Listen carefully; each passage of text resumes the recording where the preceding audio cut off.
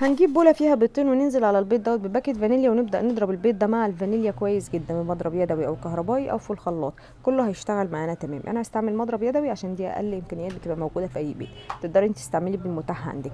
هضرب البيض دوت مع الفانيليا لما يبقى هاشش كده مع بعضه، انزل عليه بنص كوبايه من السكر، وبعد ما اضرب السكر ويدوب احط نص كوبايه من اللبن، وبعد كده نص كوبايه من السمنه على الزيت. سمنه يا جماعه ضروري على زيت، ونضرب بقى كل الكلام دوت مع بعضه وندخله كده مع بعضه لما يديني قوام متجانس. اجيب بقى كوبايتين ونص من الدقيق، نفس الكوبايه اللي عايرت بيها السكر هي اللي عايرت بيها الدقيق، هي اللي عايرت بيها السمنه، هي واحده في كل المعايير، يعني تشتغلي بكوبايه واحده. وهننزل لكل كوبايه بمعلقه صغيره من البيكنج باودر زي ما شفنا، يبقى الكوبايتين ونص اخدوا معانا معلقتين ونص بيكنج باودر، واضربهم مع بعض لحد ما اخد القوام الجميل دوت. وبكده ابقى وصلت للقوام اللي انا عايزاه. بركنه الخليط بتاعي دوت على الجنب كده يرتاح نص ساعه، واجيب القوالب بتاعتي اللي هشتغل فيها.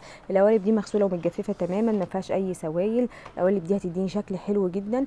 بعد كده اجيب السمنه والزيت اللي اشتغلنا بيهم، وابدا ادهن القوالب ديت. كل قالب تدهنيه كده فرشه من الزيت دوت، وبعدين تحطي له نص معلقه من الدقيق، وتقلبي كده الدقيق فيه وتعفريه بيه وتنفضيه بيه. دي حلوه جدا، هتدينا طبقه للقالب حلوه جدا، تتخنه معانا كده، تديله تخانه وسمك اعلى علشان ما يحصلش اي حرق في الوصفه بتاعتنا.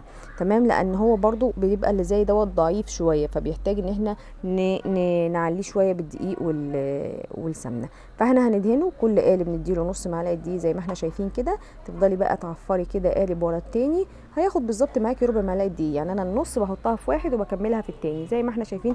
بنفس الطريقه ديت تكملي كل القوالب بتاعتنا. الخطوه ديت هي يعني بتاخد وقت شويه، بس بنقدر نستفيد منها ان احنا بنخلي الخليط بتاعنا يرتاح، ودي حاجه حلوه جدا للخليط. بعد ما بدهن بقى كل القوالب ديت، بجيب الخليط بتاعي وابدا انزل بيه في القوالب. لكل واحد بياخد معلقتين او 3 معالق بالكتير قوي، يعني لو هتحسبي بالمعلقه انا حطيته في اللبانه ديت هتسهل عليا التنزيل. لو استعملتي معلقه فهم معلقتين او 3 بالكتير قوي، ما تحطيش اكتر من كده. ممكن تستعملي معلقه الايس كريم، هتنزل معاكي الكميه المطلوبه حلو جدا. لازم تخلي فيه فراغ كده علشان يعلى فيه. بنخبطه بقى كده علشان نخرج منه الهواء، ومشغله الفرن بتاعتي على درجه حراره 180 من اول لما بدات الشغل. ودخلت معايا الكيكات وطلعوا بالفرن بالشكل والجمال اللي احنا شايفينه ده. كيكات صغيرين كده حلوين قوي، ينفعوا اللانش بوكس المدرسه في عيد ميلاد، يعني شكلهم ظريف ولذيذ، وللعلم حلوين جدا وطراي. للاكل كمان مع شاي بلبن بيبقوا سهلين جدا. بصوا من جوه بقى كمان ما شاء الله هشه جدا وجميله. بجيب بقى معلقتين من مربى المشمش، المربى الكريمي، وابدا ادهن الوش كده، وش الكيكات الصغننين بتاعتي ديت بمربى المشمش، ودول شويه من السوداني او الكاجو المتوفر عندك، تحمصيه وتحطيه كده على الوش، بيبقى طعمه حلو جدا. عايزه اقول لك في لانش بوكس المدرسه بتبقى حاجه حلوه وسريعه، وما فيهاش بقى اي مواد حافظه ولا اي حاجه. عملت واحده بالسوداني وواحده اهي بالاسبرينكل الملون، الولاد طبعا بيحبوا الالوانات والحاجات الجميله ديت.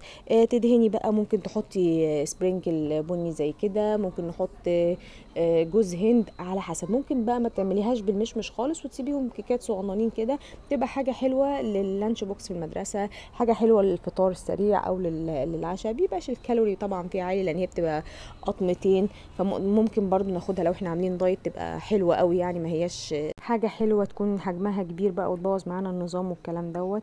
لا، هتبقى صغيره كده وظريفه ولقيقه. ده كانت الكيكات الصغننين بتوعنا، حاجه كده سهله وسريعه وحلو ولطيف للشغل اللانش بوكس المدارس.